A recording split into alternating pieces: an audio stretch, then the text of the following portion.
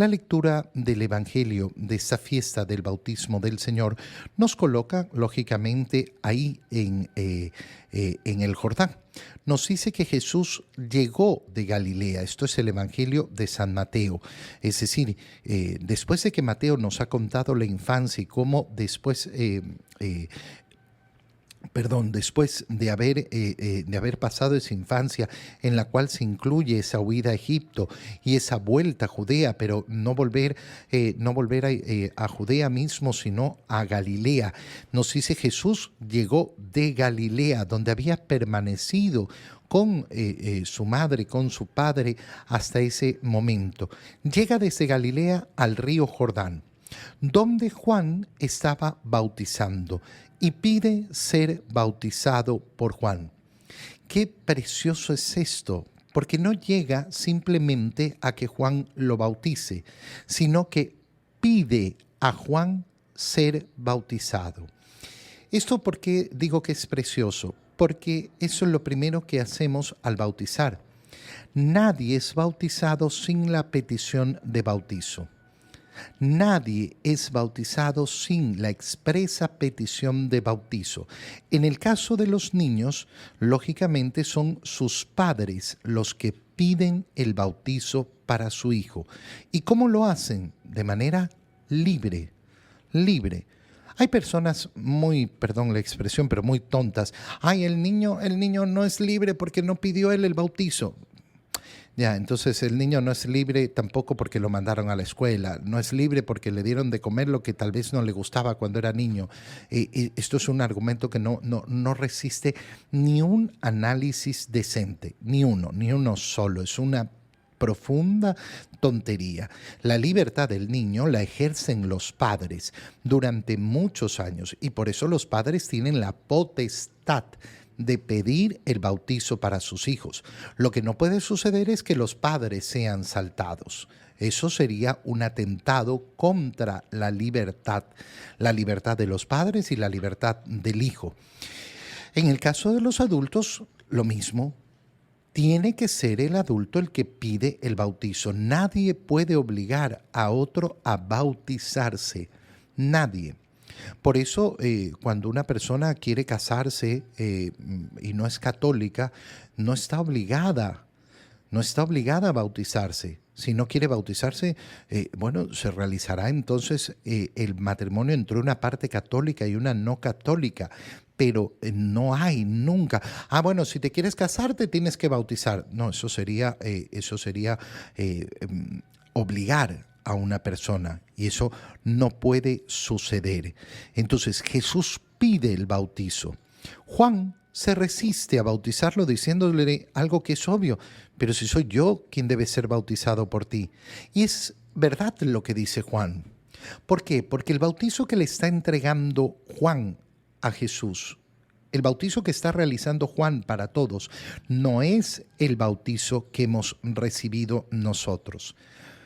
Pero Jesús no lo puede bautizar todavía en ese momento. ¿Por qué?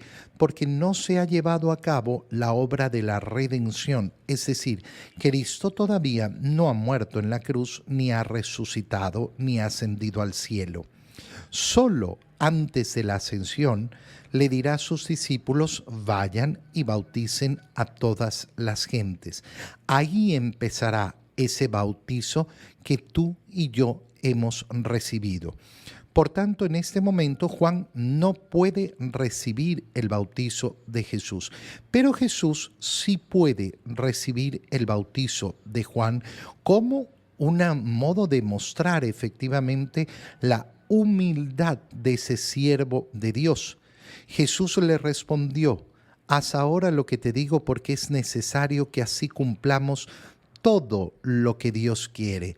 De nuevo aparece esta imagen tan poderosa que marca la liturgia de hoy. En Él tengo mis complacencias, hemos leído en la primera lectura. En la segunda lectura hemos leído aquellos que temen a Dios, es decir, que quieren complacer a Dios. Y ahora en el Evangelio leemos cómo es necesario que se cumpla todo lo que Dios quiere. Y si Dios quiere que yo me humille aquí delante de ti para recibir este bautizo que es de penitencia, de perdón de los pecados, pues lo hago. ¿Por qué? Porque estoy aquí para cumplir la voluntad del Padre. Estoy aquí para cumplir todo lo que Dios quiere.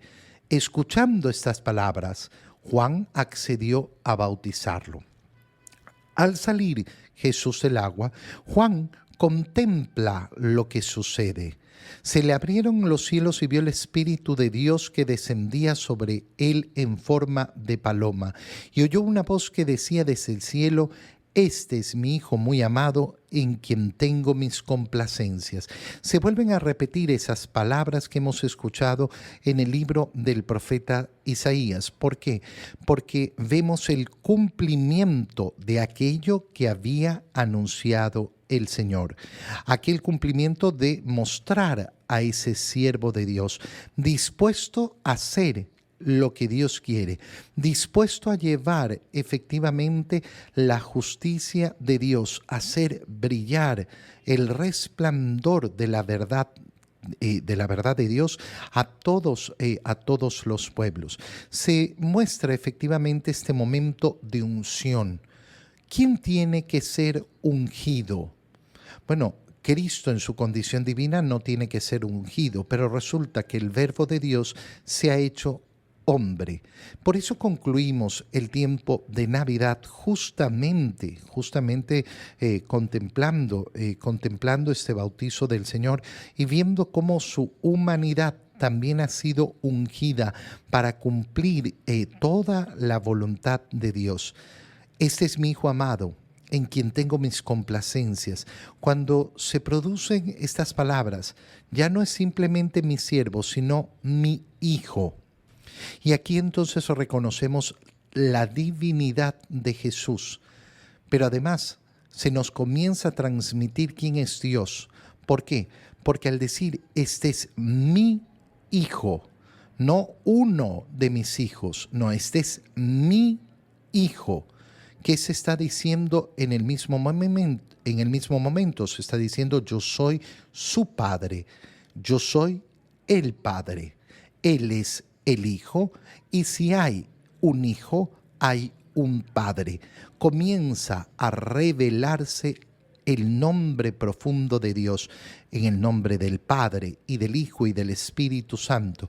Así es como hemos sido bautizados nosotros. Qué precioso es aprovechar la fiesta de hoy del bautismo del Señor para recordar nuestro propio bautismo, recordar lo que hemos recibido en el bautismo, recordar que efectivamente nosotros hemos sido ya salvados. No empezaremos a participar de la salvación el día de nuestra muerte. Nosotros empezamos a participar de la salvación desde el momento en que recibimos ese sacramento admirable, precioso del bautizo, por el cual nosotros también podemos clamar Abba, Padre.